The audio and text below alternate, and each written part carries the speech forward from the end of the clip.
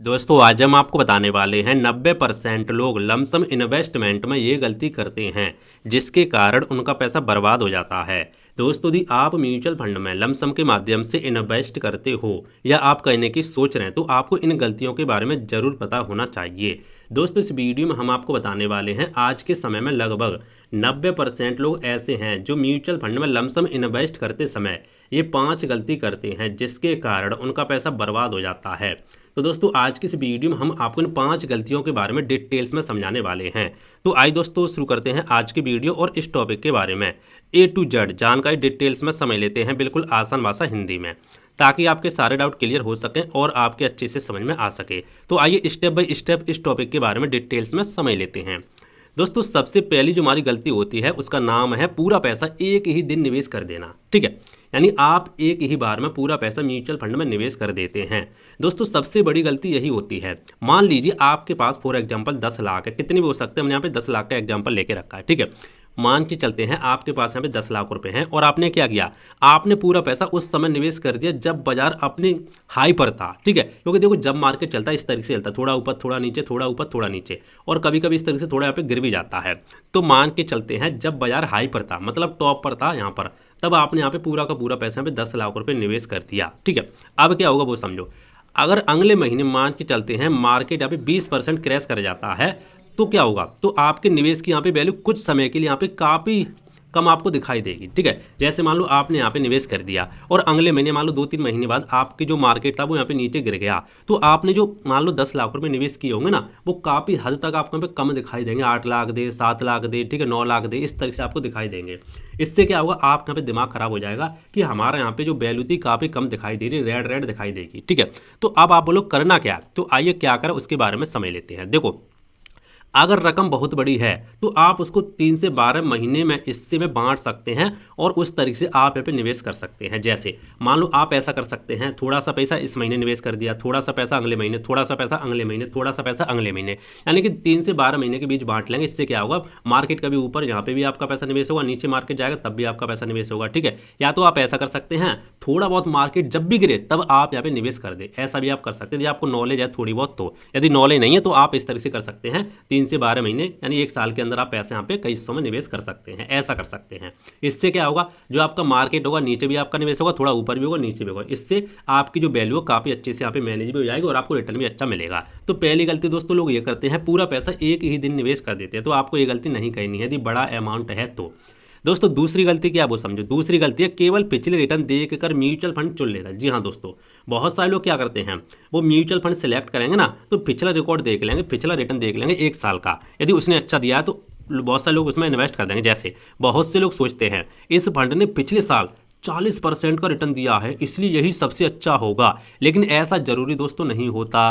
पिछला प्रदर्शन भविष्य की गारंटी यहाँ पे नहीं देता। लेकिन दोस्तों मैं आपको एक चीज़ और बता दूं, देखो 1-2 साल में तो यहाँ पे भाई साहब रिटर्न दे देगा कोई भी, 20%, 30%, 25%, कितना भी दे सकता है। लेकिन आपको क्या करना, आपको लंबे समय का रिटर्न देखना है। जैसे मैंने यहाँ पे लिख के भी रखा, फंड चुनते समय क्या क्या देखे आइए समझते। देखो निवेश का उद्देश्य देखें सबसे पहले। उद्देश्य का मतलब ये है कि यदि आप निवेश करना चाहते हैं, देखो म्यूचुअल फंड की 3 मोस्ट पॉपुलर कैटेगरी होती है। पहली होती है इक्विटी म्यूचुअल फंड, दूसरी होती है डेट म्यूचुअल फंड और तीसरी होती है हाइब्रिड म्यूचुअल फंड। हर कैटेगरी अलग अलग समय के लिए अलग अलग उद्देश्य के लिए यहाँ पे बनाई गई है।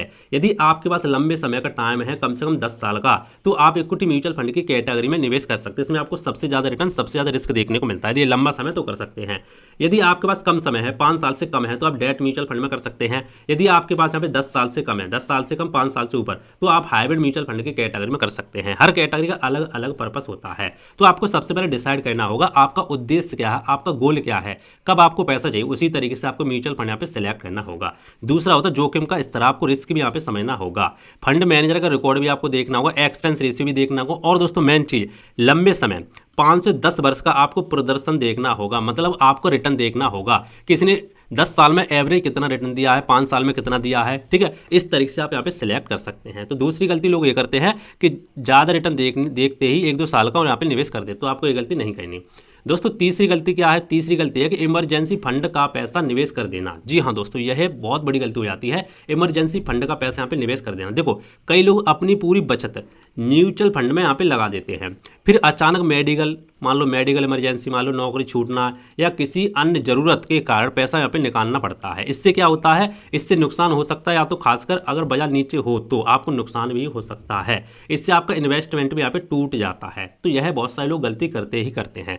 अब आप बोलो क्या करें, तो वो भी मैं आपको बता दूँ आपको क्या करना चाहिए। देखो, कम से कम 6 से 12 महीने के खर्च इमरजेंसी फंड में आपको रखना चाहिए। कहाँ रख सकते हैं, आप अपने बैंक के अकाउंट में रख सकते हैं, या तो एफडी करा सकते हैं, शॉर्ट टर्म एफडी, ठीक है। उससे क्या होगा, कभी भी आपको दिक्कत आती है, कोई भी दिक्कत है, नौकरी छूटने या मान लो कोई भी बड़े पैसे की दिक्कत आती है, तो आप अपने बैंक के अकाउंट से पैसा निकाल सकते हैं बिना अपना इन्वेस्टमेंट तोड़े। तो आपको 6 से 12 महीने का, कम से कम 6 महीने और ऊपर कितना भी हो सकता है, इमरजेंसी फंड आपको जरूर रखना चाहिए, जो भी आपके खर्चे हर महीने के उस हिसाब से, ठीक है।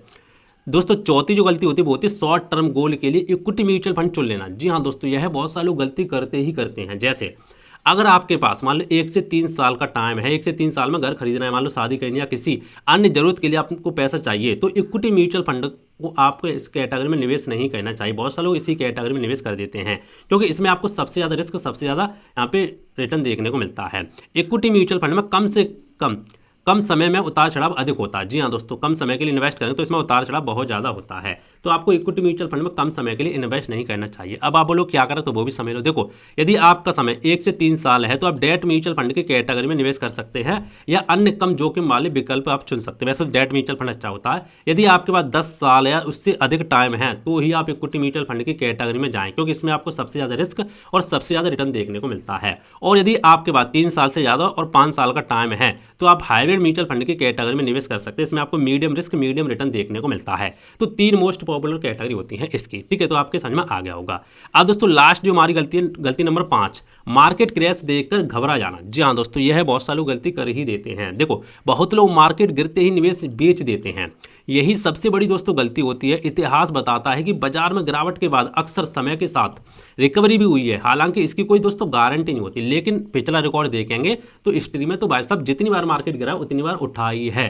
लंबी अवधि के निवेशक अक्सर यहाँ पे धैर्य रखते हैं। तो जब भी मार्केट गिरे तो आपको प्रॉब्लम नहीं लेना है, जब मार्केट गिरे तो आपको पैसा उसमें लगाना है, क्योंकि मार्केट हमेशा आपका इस तरीके से नहीं चलता। कैसे चलेगा, ऐसे चलेगा, थोड़ा ऊपर जाएगा फिर नीचे, थोड़ा ऊपर फिर नीचे, थोड़ा ऊपर फिर नीचे, और इस तरीके से कभी कभी क्या होता है साइडवेज भी इस तरीके से रहता है, कभी कभी थोड़ा यहाँ पे नीचे भी गिर जाता है, लेकिन जाएगा एंड द एंड ऊपर ही। आप इस तरीके से लाइन खींचेंगे तो आपको मार्केट ऊपर ही जाता हुआ दिखाई देगा, लेकिन कुछ समय के लिए नीचे भी गिरता है, वो ऊपर जाता ही जाता है। आप निफ्टी का उठा के देखें तो आपको पता चल जाएगा।